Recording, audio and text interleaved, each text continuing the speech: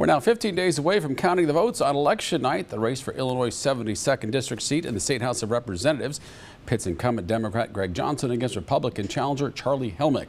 Our Quad City's Gavin Wadlick spoke with both candidates in the top story at 6. Representative Johnson is finishing his first term in the House. If re-elected in the coming election, he says he wants to focus on improving mental health services, economic developments in the area, and giving kids more opportunities to explore job paths outside of college. You're creating dual pathways for our kids is really pivotal as they compete in this global economy. It's a different economy than when I was younger.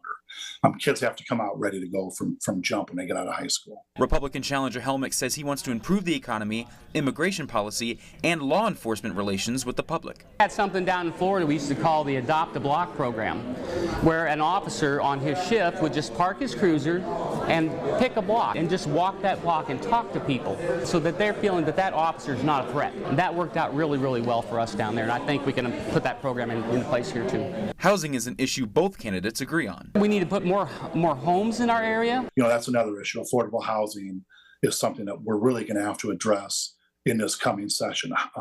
How to get people into housing. The unhoused is a real problem. Helmick believes he has a better understanding of people in the district. I've done probably every job you can imagine, from washing dishes to making pizzas to driving 18-wheelers. I know what it means to do blue-collar work as well as white-collar work. I believe that I'm a better candidate just based on my life skills and my service to this nation. But Johnson says Helmick won't be willing to compromise. I'm a 42-year union member. I was president of my local the last several years.